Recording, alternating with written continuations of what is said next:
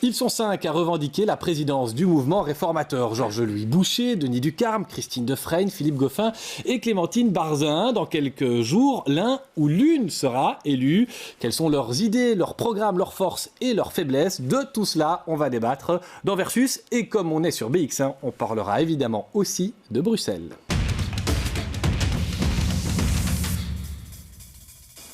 Et bienvenue à tous les 5, merci d'être ici. Bonsoir. Bonsoir. Bonsoir. Il vous reste 12 jours pour convaincre les membres du MR de voter pour vous. Et la première question qu'on va se poser dans ce débat, c'est quand et pourquoi avez-vous décidé d'être candidat? Jingle.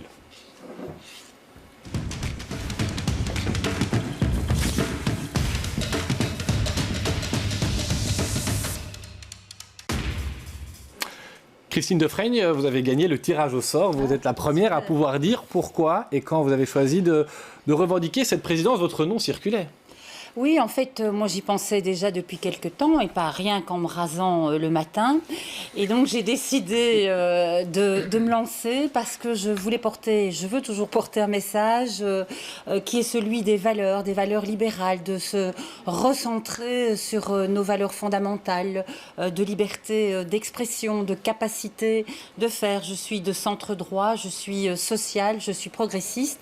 Et aussi ce qui me motive, c'est de redonner de l'oxygène à notre mouvement, de libérer la parole et de la donner aux militants. On va parler de tout cela. Georges-Louis Boucher, en 20 secondes, quand et pourquoi vous avez décidé d'être candidat? Alors la réflexion, en tous les cas, a commencé dès le lendemain du scrutin du 26 mai, sur la base en fait d'un constat assez simple, c'est que nous avions certainement loupé une série de thèmes par rapport à la modernité, toute une série de thèmes de société, que ce soit sur l'environnement, que ce soit sur des questions sociétales, l'impact des nouvelles technologies dans le monde du travail par exemple, et sur ces aspects, plus une communication qui était peut-être un peu défaillante ou un peu des années 80-90, eh bien je me suis dit que ma modernité, en tout cas ma jeunesse, pouvait peut-être être utile à mon mouvement, et c'est dans cet esprit que j'ai construit cette candidature. Clémentine Barzin, vous avez été la dernière à annoncer votre candidature et vous êtes la seule bruxelloise. Quand et pourquoi? C'est vrai que chez moi, cela a pris un certain temps, le temps de la réflexion avant de me lancer.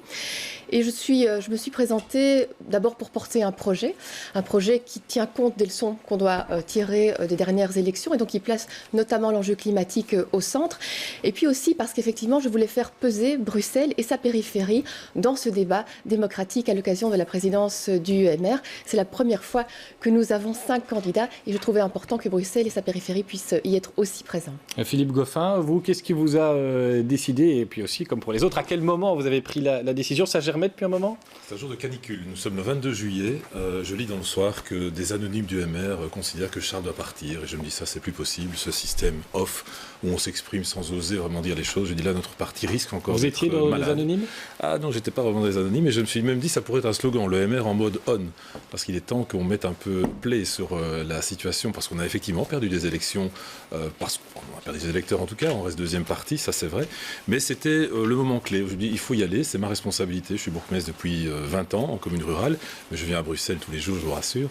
Et donc c'est dans ce contexte-là que je me suis dit, il faut peser aussi sur le débat. C'est notre responsabilité d'élus et de militants. On a un parti qui permet ce débat-là, c'est une chance. Denis Ducarme, c'était dans votre ADN, vous? Ça faisait longtemps que vous y pensiez un jour devenir président du MR, en tout cas être candidat? C'est une décision qu'on ne prend pas tout seul. On consulte évidemment des amis politiques. On fait le constat comme moi que nous avions perdu ces élections. Nous avons perdu 20% de nos parlementaires à Bruxelles, 25% de nos parlementaires à la Chambre. Et donc il y a un constat qui est partagé par un certain nombre d'amis qui me dit ton expérience peut aider le mouvement réformateur. On a besoin de plus de démocratie interne et on a aussi besoin d'un positionnement sur le plan social qui soit plus fort et qui s'assume en matière de sécurité. On va parler de tout cela justement. Quel est l'état de santé du MR?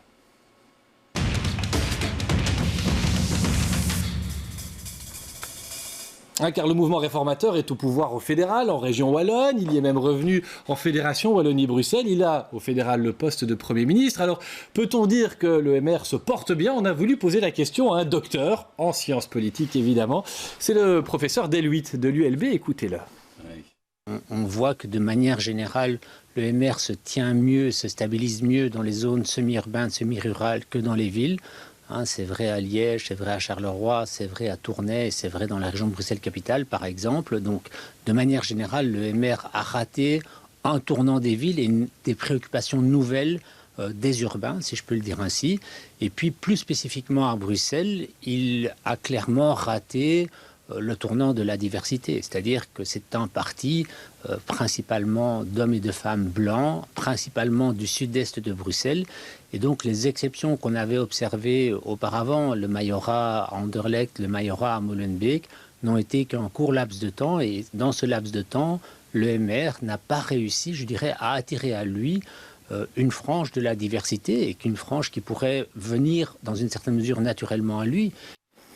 Alors voilà, on est au cœur du débat, Alain. Est-ce que le MR a raté un coche sociologique? Christine Defraigne, on va garder pour le premier tour l'ordre du tirage au sort, après on inversera, je vous rassure. Mais est-ce que le MR s'est planté parce qu'il n'a pas compris que la population et donc l'électorat avaient évolué? Mais deux choses. Je pense que le MR a peiné dans les villes, peut-être un peu moins à Liège ou à Mons. À Liège, on est revenu aux responsabilités après 36 ans. Mais parce que nous avons porté un projet de cohérence, un projet urbain, un projet fondé sur la formation, l'enseignement, la qualité de la vie, l'environnement, sur la question du logement aussi. Il y a toute une paupérisation de la classe moyenne. Ce constat-là, il est partagé par les autres. Ça, c'est le premier, peut-être la première difficulté qu'on a ratée. On n'est pas entré dans la sociologie urbaine, dans toutes ces questions posées par les urbains, que ce soit en termes de mobilité, de qualité de la vie, et bien sûr la diversité. Nous avons un gros problème par rapport à la diversité. Nous n'avons pas été à l'écoute de la sociologie des villes, et cette diversité, nous manquons de personnes issues de la diversité, bien sûr, sur nos listes, et nous n'avons pas porté ce message d'émancipation, ce message qui est l'anti-communautarisation, ce message qui est celui de l'autonomie, de respecter aussi... Je voudrais entendre Georges-Louis Boucher là-dessus, parce que vous étiez un des porte-parole de votre parti dans la campagne, au-delà de Mons, là où vous étiez candidat au conseil communal. C'est un message auquel le MR ne s'intéressait pas? Il ne pensait pas que ça allait peser sur la campagne? Non, mais moi je pense qu'on fait vraiment une erreur d'analyse depuis des mois sur cette question. Et je suis bien placé pour en parler, puisque je suis le seul chef de file libéral à avoir progressé dans une ville de plus de 50 000 habitants. Mais comment j'ai fait? J'ai créé une liste de rassemblement. Une liste qui n'avait pas le nom MR et dans laquelle on a fait venir des gens qui venaient du CDH, d'Écolo, du PS, etc. Et en fait, les autres partis ne se sont pas mieux comportés dans les grandes villes. Qu'on ne m'explique pas que le PS a des bons scores à Mons ou à Liège ou à Charleroi. Ils sont dans des bas historiques par rapport à ce qu'ils font d'habitude. C'est un recul généralisé des partis? En fait, c'est la difficulté que les partis démocratiques, les socio-chrétiens, les socialistes et les libéraux sont tous en train de s'éroder, mais ça fait 30 ans que ça dure, mais maintenant ça commence à se voir. Il y a de ça 30 ans, nous représentions ces trois familles politiques 80% de l'électorat. Aujourd'hui, on en représente moins de 50%. Et donc, il y a une petite poussée écolo parce qu'ils étaient dans l'opposition partout, un peu un thème environnement. Mais le vrai vainqueur de l'élection, si vous regardez surtout celui du 26 mai, c'est le Belingue en Flandre et le PTB en Wallonie. Donc maintenant, l'enjeu, c'est comment les démocrates se réorganisent face aux populistes pour pouvoir porter un message qui parle encore aux thèmes de société. Mais qu'on ne m'explique pas que les autres partis ont mieux fonctionné dans les villes. Globalement, il y a beaucoup de coalitions de perdants, en fait. Ce sont des partis qui ont perdu des voix, mais qui se coalisent entre eux. Clémentine Barzin, à la ville de Bruxelles, vous étiez candidate, éjectée de la majorité avec le MR, vous êtes aujourd'hui au Parlement bruxellois, et voilà, vous cohabitez avec Écolo et le PTB. Vous avez le sentiment que les gens qui ont voté pour ces partis-là, vous qui avez fait campagne à Bruxelles, en ville, c'est une vraie adhésion? En tout cas, je voudrais quand même juste rappeler aussi que pendant 5 ans, nous avons été seul parti francophone au fédéral et donc on a subi un bashing général. C'est quand même aussi à garder à l'esprit pour nuancer certains propos parfois un peu négatifs. Ici, moi, je me présente, je l'ai dit tout à l'heure, pour tenir quand même compte aussi des enseignements de ces dernières élections et notamment pour dire, nous avions un programme en fait de 40 propositions concernant le climat et malheureusement, on n'a pas été assez entendu. Et moi, je veux dire à ces jeunes, à ces familles qui ont marché pour le climat, qu'on les a entendus et que le MR est prêt à prendre sa pleine responsabilité, notamment aussi parce que le MR a un lien particulier avec la libre entreprise et parce que les entreprises sont des partenaires privilégiés aujourd'hui pour toute une série d'adaptations dans les modes de production, dans les nouveaux services, dans les nouveaux produits. Également, en termes de valeurs, nous avons des réponses à apporter parce que nous sommes optimistes, nous ne sommes pas catastrophistes, nous sommes pour le progrès et pas pour la décroissance, et puis nous sommes pour le maintien du libre choix et pas pour une radicalité. On a encore vu les dernières propositions qui sont autant de contraintes de la part du gouvernement actuel. Et puis dans les villes, il y a aussi une exigence aujourd'hui de nouveaux modes de vie, d'une autre qualité de vie, avec une mobilité plus douce, avec un air plus pur, avec une alimentation plus saine et donc de proximité. Eh bien, l'EMR doit aussi répondre et accompagner ces changements avec des propositions. Nous les avons déjà, nous devons continuer à les porter. Philippe Goffin, vous étiez député fédéral sous la précédente législature, vous l'êtes encore. Est-ce que, quelque part, l'EMR a vraiment joué le jeu? Moi, je me souviens, comme reporter, quand j'allais sur le terrain, qu'il y avait pas un enthousiasme énorme, notamment du côté des libéraux, quand on parlait de la loi climat. Alors finalement, l'EMR a dit oui, on pourrait la voter, mais enfin, il y a des problèmes de constitutionnalité. Mais voilà, c'était pas un emballement de départ. Est-ce que quelque part, là, il y a pas aussi quelque chose qui apparaissait comme figé sur des questions qui étaient importantes pour l'électorat? Je pense qu'on peut faire l'autocritique et je pense que quand on perd une élection, ou en tout cas quand on perd des députés, il faut s'interroger sereinement sur les raisons pour lesquelles on a perdu les élections. Ce travail n'a pas encore été fait au sein de notre formation, c'est un des premiers enjeux pour l'avenir. Je note aussi qu'aux élections communales, bien sûr, dans les villes, on a souffert. Georges-Louis citait l'exemple de Mons, où ça a plutôt bien fonctionné, c'est vrai. Mais dans beaucoup de communes rurales, semi-rurales, le maire a progressé. Nous avons beaucoup plus de bourgmestres que lors de l'ancienne législature communale. Pourquoi ?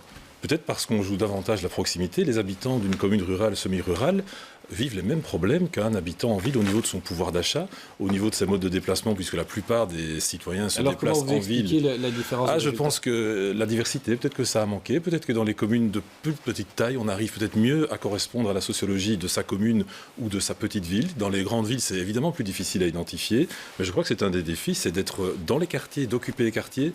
À Liège, ça a bien fonctionné aussi. Il faut peut-être reprendre ces fondamentaux de terrain, d'écoute. C'est l'objet de notre campagne et on le dit tous, le militant doit être remis au cœur du dispositif, mais le citoyen aussi. Et Denis Ducarme, le citoyen se sentait pas écouté par l'EMR Déjà, en tout cas, on n'a pas été entendu par les autres partis, parce que même là où on a fait de bons résultats, comme à Mons ou comme ailleurs, il y a eu aussi la volonté des autres partis politiques de nous mettre dehors. Sauf à Liège. On a perdu 6 majorités au niveau de Bruxelles, on n'a plus que 2 mayorats, on n'est plus aux responsabilités ni à Tournai, ni à la Louvière, ni à Charleroi. Donc il faut quand même dire aussi cette réalité par rapport aux pertes de points, aux pertes de pourcentage, aux pertes de voix. C'est de notre faute. Ça veut dire qu'on n'a pas suffisamment porté un projet pour les villes. Et que le mouvement réformateur, si je suis élu président, pour Bruxelles également, où la situation est très dure pour l'EMR, eh bien, il faudra reconquérir le projet des citadins, le cœur des citadins par le projet. Et donc, nous avons du travail par rapport à ça, parce que quand on voit la réalité du MR aujourd'hui à Bruxelles et dans les villes, on ne peut pas non plus rejeter la faute sur les autres. Ça veut dire qu'on a manqué de conviction, ça veut dire qu'on a manqué de projets en matière de sécurité, de qualité de vie, en termes de réponse aux fractures sociales dans un certain nombre de quartiers. Voilà, donc on a aussi notre part de responsabilité. Moi, j'ai une question quand même, et je voudrais vous entendre d'abord là-dessus, Clémentine Barzin. Le sentiment que j'ai, encore une fois, quand je regarde un peu les négociations qu'il y a eu, alors évidemment en région Wallonne, mais pourquoi pas au fédéral ou en Fédération Wallonie-Bruxelles, c'est que les libéraux bruxellois ont été assez peu écoutés et assez peu présents dans la vie du parti ces dernières années. Alors vous allez me dire, il y a Didier Reynders. Oui, mais enfin Didier Reynders, il était vice-premier ministre avant de venir vivre à Bruxelles. Alors, est-ce que les libéraux bruxellois ont vraiment une place au sein du MR? Et puis je poserai la question après à Wallon, est-ce qu'il faut revoir quelque chose dans l'organigramme, dans le fonctionnement, pour que les Bruxellois existent, peut-être plus dans le parti? Mais d'abord, Clémentine Barzin, là-dessus, est-ce que vous êtes prêt à me dire ce que me disent certains parlementaires, parfois en off, comme on dit, on n'est pas entendu? La raison de ma candidature, c'est notamment que l'on puisse peser davantage et être davantage entendu au sein du MR. Mais là, c'est vrai que Bruxelles, c'est une régionale avec ses spécificités. Il y a d'autres fédérations et il y a numériquement un avantage au Wallon. Mais je pense aussi ici, on parle des grandes villes, les constats, on les fait aussi dans d'autres villes. Et ce qu'on présente aujourd'hui, c'est un projet global pour le MR. Nous devons vraiment aujourd'hui incarner un nouveau message qui tient compte, je l'évoquais tout à l'heure, de nouvelles aspirations en termes de qualité de vie, de l'enjeu climatique, aussi de la diversité, je ne l'ai pas dit tout à l'heure, mais c'est vrai, et notamment dans une ville comme Bruxelles, que nous devons aujourd'hui parler mieux à l'ensemble de la population bruxelloise et prendre des exemples comme celui de Françoise Keepmans, qui ont permis à un moment d'adresser nos valeurs, d'adresser nos propositions à toute la population. On a compris votre avis. Christine Defrenne, vous avez demandé.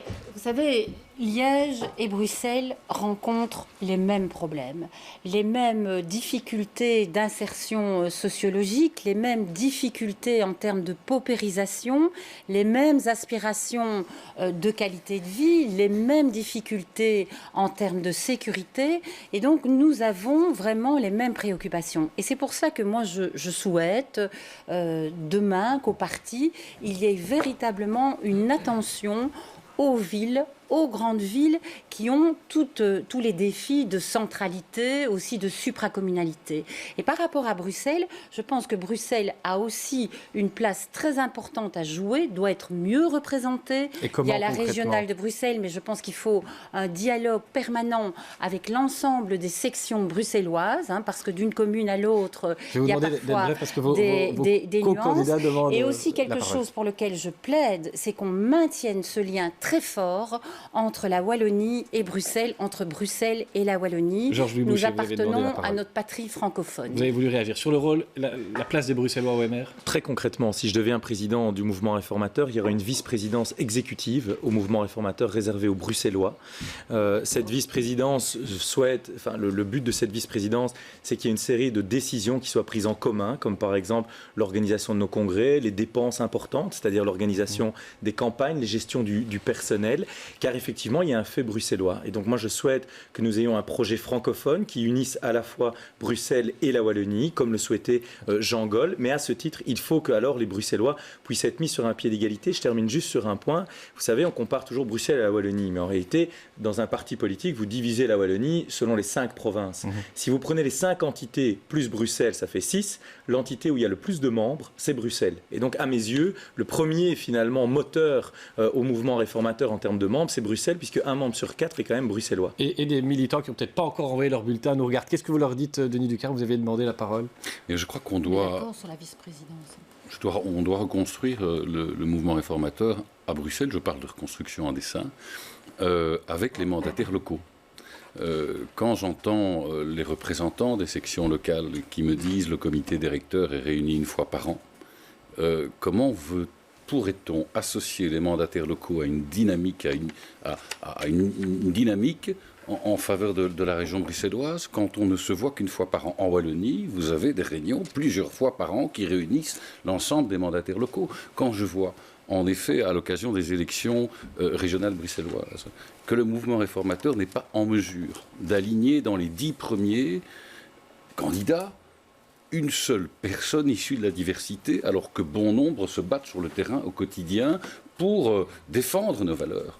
Je dis que là, il y a un décalage. Donc vous, Président, vous mettrez des candidats de la diversité? Évidemment. Sous forme comment? Évidemment. De quotas ou Écoutez, nous avons des dizaines et des dizaines de personnes issues de la diversité qui partagent nos valeurs, qui défendent le socle commun des valeurs, la neutralité de l'État, l'égalité aux femmes, des gens qui s'engagent à nos côtés, et alors que Bruxelles est ce qu'elle est, il n'y a pas de décision à un moment donné dans la constitution des listes qui place ces personnes qui font pourtant donc des vous voix interviendrez sur le plan dans la communal. composition des listes pour si on veut parler à tous les Bruxellois, c'est comme ça qu'on doit faire aussi. Okay. Philippe Goffin qui attend sagement la parole depuis un moment et qui a quelque chose à nous dire aussi là-dessus. Il y a un grand paradoxe dans ce que j'entends. Évidemment, il faut donner des structures, des places aux personnes qui doivent pouvoir avoir une visibilité dans les structures. Mais quand on regarde nos résultats locaux, que ce soit dans les villes, dans les communes, on constate que ça fonctionne plutôt bien. Quand on passe à l'échelon régional ou fédéral, ça fonctionne beaucoup moins bien.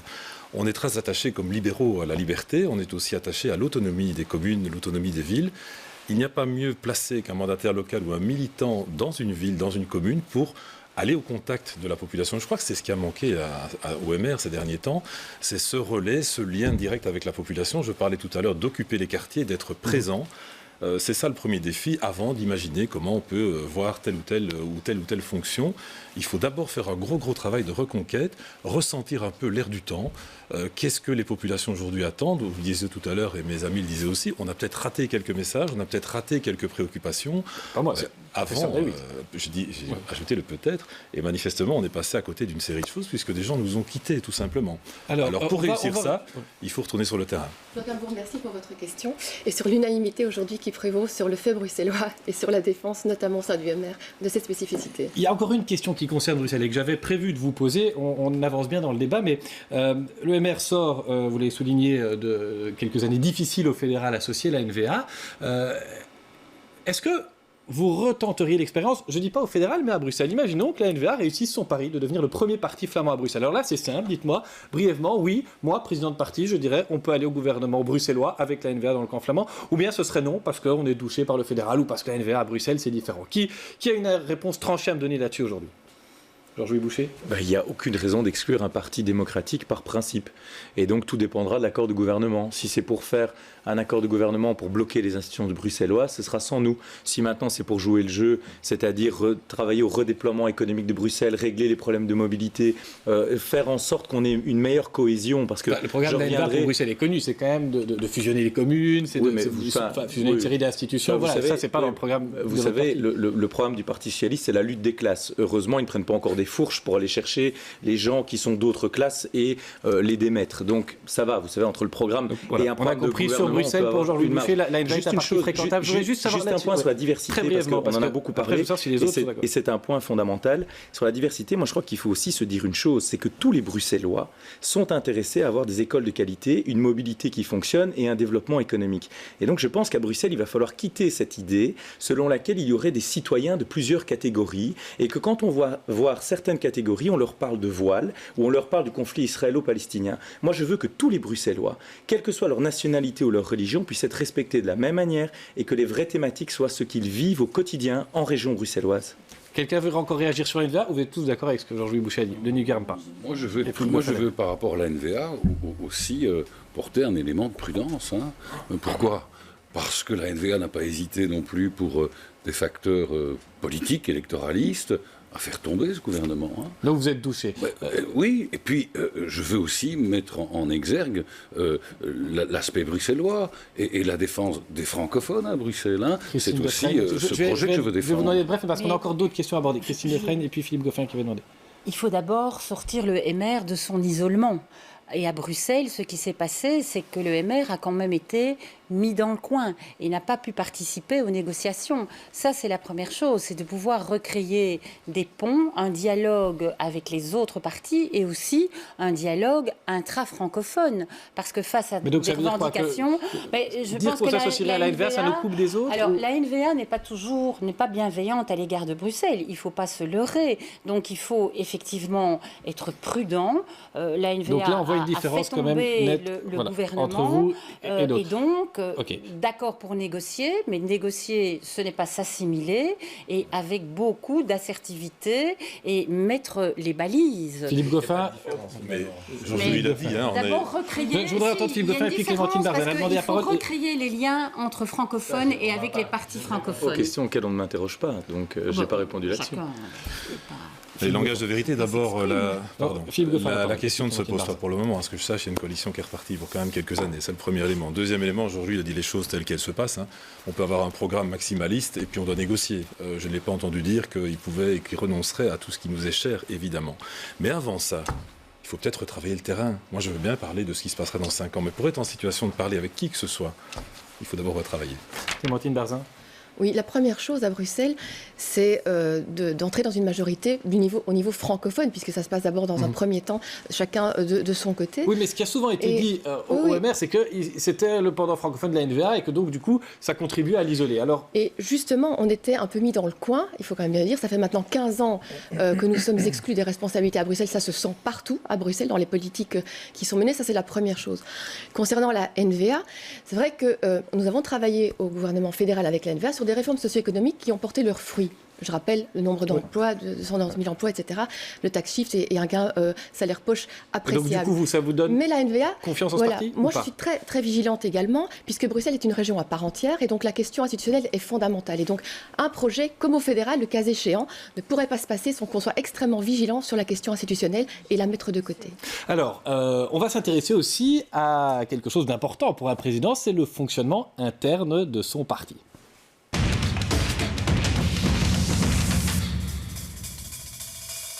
Et on écoutait tout à l'heure le professeur Deluit qui nous dit que, d'après lui, eh bien, le déroulement du scrutin, contrairement à ce qu'on entend à droite à gauche, est loin d'être joué d'avance. Georges-Louis Boucher, soyez attentifs, je pense qu'il vous parle.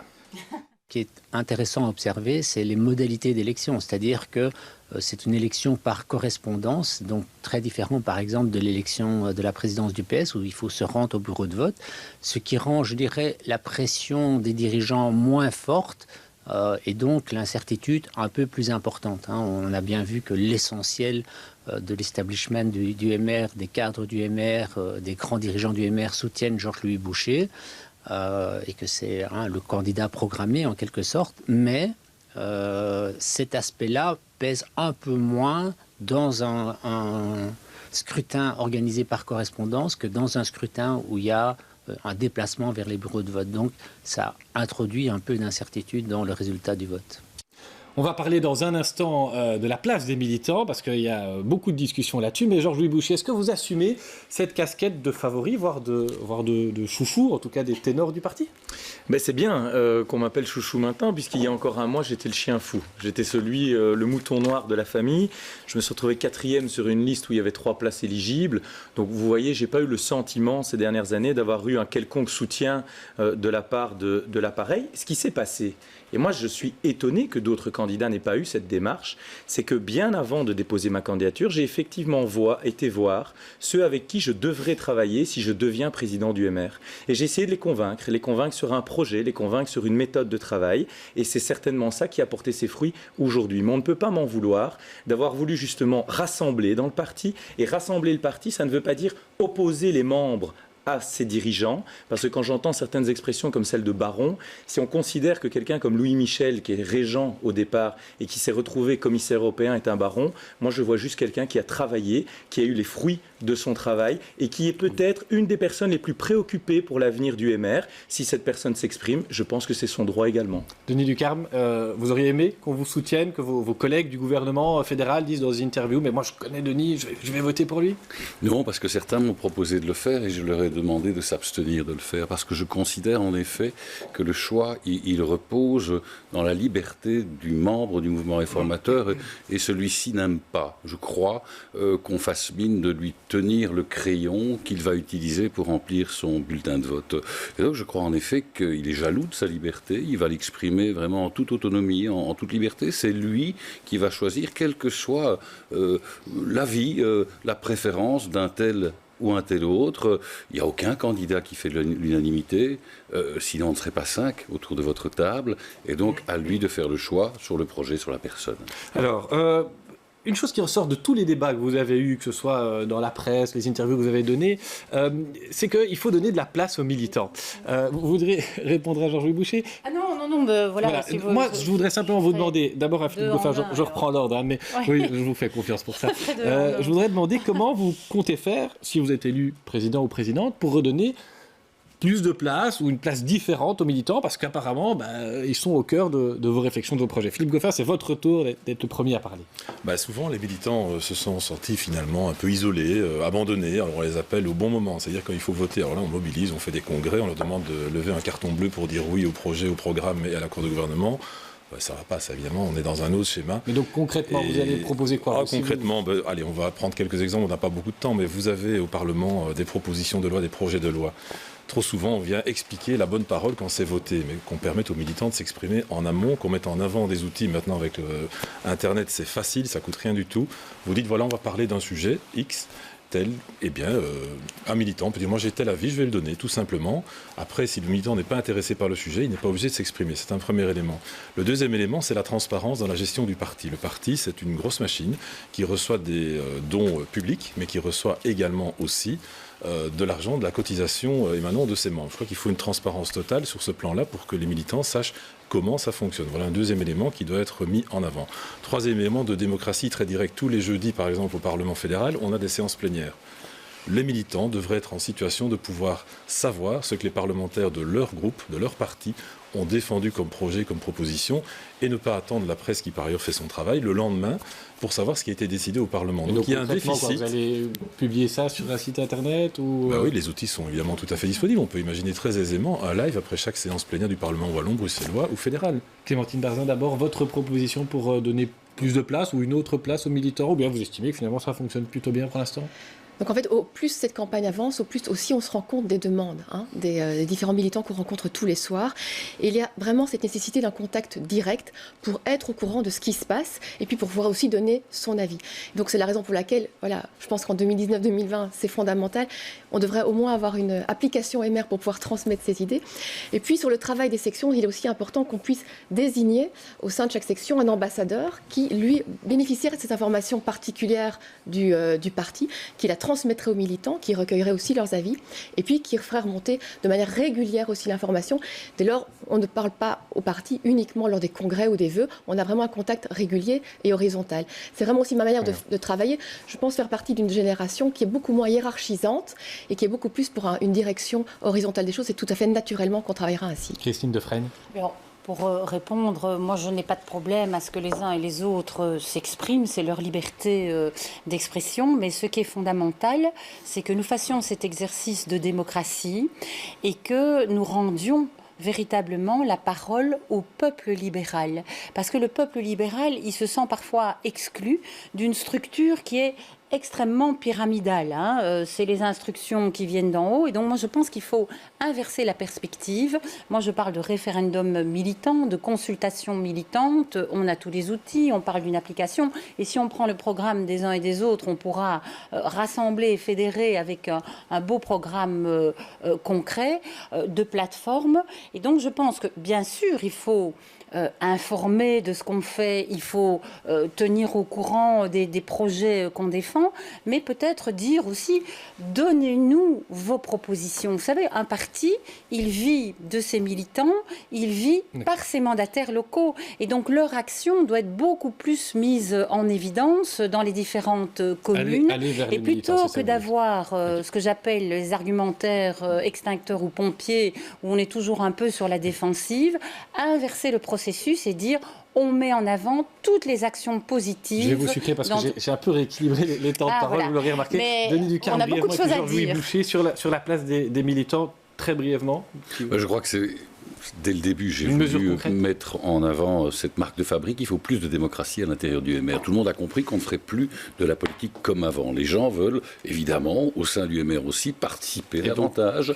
Et donc, un exemple des propositions que je formule, je veux que les mandataires et les militants soient consultés régulièrement en ligne, puissent donner leur avis, voir leur avis entendu. Un exemple, on parle beaucoup de la question du droit de vote obligatoire ou non. Sur une question comme celle-là, si je suis élu président du MR, je consulterai les militants et la position du MR se fera par la base. C'est ça aussi, faire de la politique aujourd'hui. À l'intérieur du MR, c'est plus de démocratie. Un exemple concret. Georges-Louis Boucher, vous avez dit dans un débat, moi, président, les assemblées générales valideront les listes comme vous l'avez fait à Mons et comme ça ne s'est pas fait pour les élections du mois de mai. Exactement. Et donc, c'est aussi mettre en lien avec, soi-disant, le candidat de l'appareil, puisque je suis celui qui retire le plus le pouvoir de l'appareil, puisque les têtes de liste devront être validées par les militants. Les listes devront également être validées par les militants. Je souhaite qu'il n'y ait plus de cumul entre des fonctions de ministre et celles de président de fédération ou de régional, comme c'est le cas à Bruxelles, parce que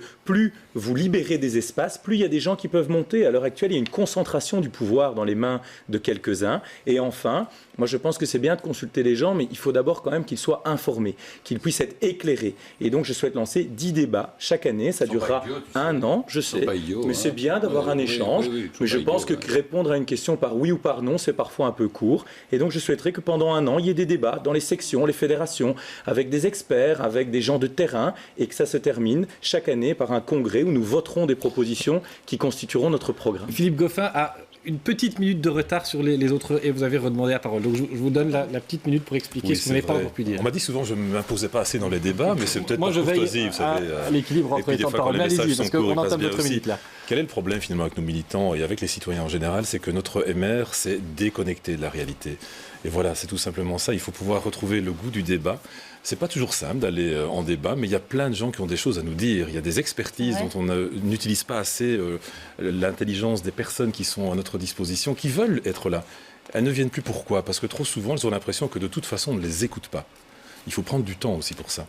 Un président doit pouvoir donner du temps à l'expression, du temps à l'échange et tout simplement reconnecter son parti à la réalité. C'est ce que d'ailleurs beaucoup de mandataires locaux arrivent à faire. Et je le disais, dès qu'on arrive à l'étage supérieur, on a plus de... Et donc vous faites partie de ceux qui disent « Moi, président, je ne serai pas député ». Eh bien, je ne serai plus député, non. Alors, vous connaissez bien, vous avez quand même eu déjà quelques semaines de campagne. Je suis sûr que vous avez chacune, par rapport à au moins un adversaire, une qualité que vous lui enviez un peu.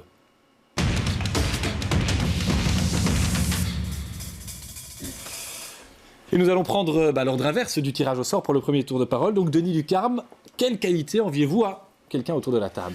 Clémentine, parce qu'elle est arrivée, je dirais, juste à la limite. Et je trouve vraiment que la manière dont elle a imposé dans nos discussions le sujet lié à la qualité de vie, au fait que nous devions aussi nous approprier en tant que réformateurs des thèmes comme l'environnement, la qualité de la nourriture, la qualité de l'air, ça avait sa place dans ce débat. Et je dois te dire que il y a certainement une plus-value à ta candidature. Philippe Goffin, j'ai l'impression que Christine Defrenne pensait qu'elle devrait trouver une qualité pour chacun. Oui, mais on n'a pas le temps. Parce que tous nos listés ont des qualités. La parole à Philippe Goffin pour une qualité. Moi, je suis à Bruxelles aujourd'hui. Je vais m'adresser aussi, Je disais, je suis à Bruxelles, donc je vais m'adresser à Clémentine, évidemment. Il y a une qualité qu'elle a et que je n'ai pas, que j'aurais voulu avoir sur le thème « J'aurais voulu être un artiste ». Dans une autre vie, j'aurais voulu être un journaliste. Et je sais que tu es diplômé en journalisme. Et donc, c'est vrai que c'est un talent que j'aurais voulu avoir, peut-être. C'est un beau métier qu'on vous recommande par ailleurs. Clémentine Barzin, justement, c'est à vous. Mais ils sont tous formidables, évidemment. Et donc, moi, je parlerai de la voix de Denis qui pose un discours, de la vitesse de Georges Louis, de la ténacité de Christine et de l'attitude zen dans toutes circonstances de Philippe. Georges-Louis Boucher, une qualité pour un ou une adversaire? Je dois avouer que c'était brillant comme présentation, ce que vient de faire Clémentine, mais je choisirais Philippe pour deux qualités. Sa bienveillance dans toutes ces expressions, il y a vraiment quelque chose de profondément bienveillant en lui et je trouve que c'est une qualité trop rare en politique. Et alors sa voix, parce que ce qu'il ne sait pas, c'est que je suis très jaloux. Sa voix arrive à faire c'est un ravage au niveau du charme que ça déploie. Et donc j'aurais beaucoup aimé avoir ta voix, Philippe. Je te le dis parce qu'on m'en a beaucoup parlé, particulièrement dans la jante féminine. Je tenais à te le dire. Christine Defrenne, il nous reste une minute. J'apprécie la confiance en lui de Georges Louis. Je trouve ça formidable à son âge. Alors, c'est vraiment une qualité, comme vous le dites. Oui, mais c'est vrai, c'est bien. Non, c'est bien d'avoir confiance en soi. Clémentine, c'est la fraîcheur, l'enthousiasme. Philippe, c'est la capacité de respecter le chrono. Et je dirais que Denis, c'est une force tranquille. Merci à tous les 5 d'être venus. Ça nous a évidemment fait plaisir. On espère que ça a informé nos téléspectateurs, qu'ils soient militants ou non. Et comme on dit dans ces cas-là, eh bien que le ou la meilleure gagne. Merci et à bientôt sur BX1. Bonne soirée.